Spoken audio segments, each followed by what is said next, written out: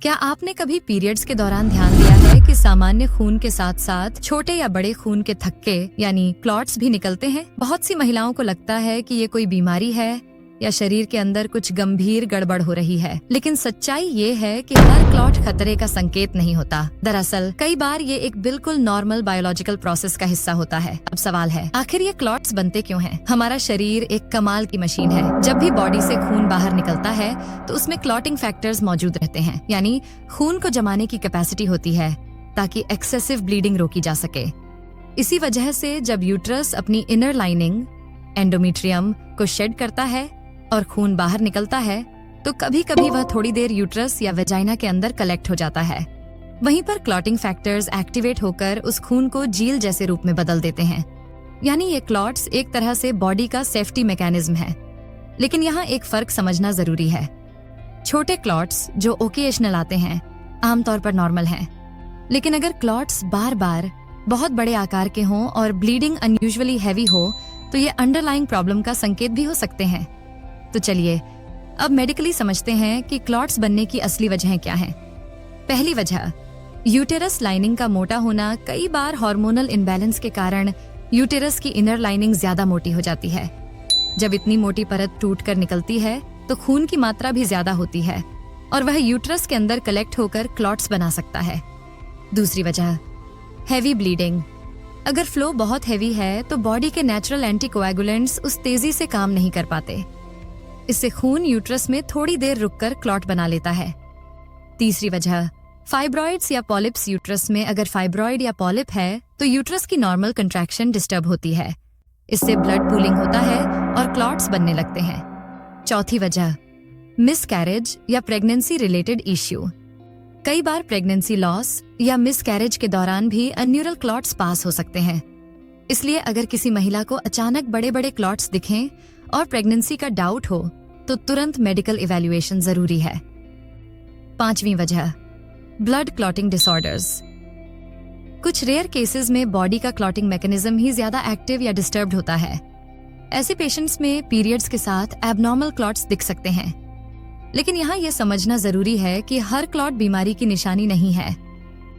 Normal periods में छोटे jelly जैसे क्लॉट्स आना बिल्कुल कॉमन है, खासकर फ्लो के पहले 2 से 3 दिनों में। ये यूट्रस का नेचुरल तरीका है बॉडी से लाइनिंग निकालने का। तो जब अगली बार आपको क्लॉट दिखे तो घबराइए मत, बल्कि इस बात पर ध्यान दीजिए कि क्लॉट्स कितनी बार आ रहे हैं, उनका साइज कितना है और आपके साथ और कौन से सिम्टम्स जुड़े हुए हैं। ए में आपने जाना कि पीरियड्स के दौरान छोटे छोटे खून के थक्के आना सामान्य है, लेकिन हर क्लॉट सेफ नहीं होता। कुछ क्लॉट्स ऐसे भी होते हैं जो बॉडी का वार्निंग सिग्नल हैं और जिन पर तुरंत ध्यान देना जरूरी है। अब सवाल है, कौन सी स्थितियों में क्लॉट्स नॉर्मल नहीं माने जाते? अगर क्लॉट्स का आकार 1 रुपए के सिक्के से बड़ा हो और बार बार लगातार आते रहे तो यह हैवी ब्लीडिंग की ओर इशारा करता है। अगर क्लॉट्स इतने ज्यादा हैं कि आपको हर घंटे पैड या टैम्पॉन बदलना पड़ रहा है तो यह एबनॉर्मल है। अगर क्लॉट्स के साथ चक्कर आना, कमजोरी, सांस फूलना या पेल स्किन जैसे सिम्टम्स हों तो यह अनीमिया या एक्सेसिव ब्लड लॉस का संकेत हो सकता है। और अगर क्लॉट्स के साथ तेज पेट दर्द हो और पीरियड्स नॉर्मल से अलग हों तो यह फाइब्रॉइड्स, एंडोमेट्रियोसिस या पॉलिप्स जैसी कंडीशन का संकेत हो सकता है। यानी समझ लीजिए कि क्लॉट तभी चिंता का कारण है जब वो साइज में बड़ा, बार बार आने वाला हो और आपके नॉर्मल साइकिल को डिस्टर्ब कर रहा हो। तो ऐसे में क्या करना चाहिए? सबसे पहले लाइफस्टाइल और डाइट पर ध्यान दीजिए। आयरन और फोलिक एसिड से भरपूर डाइट लीजिए ताकि ब्लड लॉस की वजह से अनीमिया ना हो। हाइड्रेशन बनाए रखिए क्योंकि पानी की कमी से खून गाढ़ा होकर क्लॉटिंग टेंडेंसी बढ़ा सकता है। एक्सरसाइज और योगासन, खासकर पेल्विक एरिया के लिए, यूट्रस में ब्लड सर्कुलेशन सुधारते हैं और एबनॉर्मल क्लॉट्स कम कर सकते हैं। इसके अलावा कुछ नेचुरल रेमेडीज भी मदद कर सकती हैं। अदरक और दालचीनी यूट्रस की कंट्रैक्शन को बैलेंस करते हैं और एक्सेस ब्लीडिंग को नियंत्रित करते हैं। ग्रीन टी और हल्दी इन्फ्लेमेशन को कम करके यूट्रस लाइनिंग को हेल्थी बनाते हैं।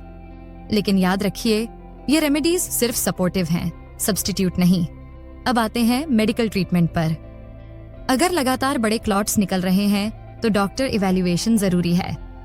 अल्ट्रासाउंड से पता लगाया जाता है कि कहीं यूटेरस में फाइब्रॉइड, पॉलिप या कोई और स्ट्रक्चरल कारण तो नहीं।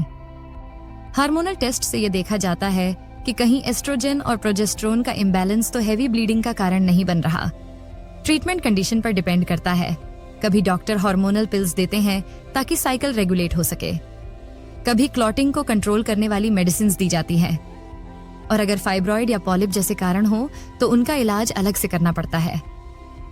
अब बात करते हैं एक और इम्पॉर्टेंट एस्पेक्ट की, प्रिवेंशन। क्या क्लॉट्स को पहले से कम किया जा सकता है? हाँ, पार्शली।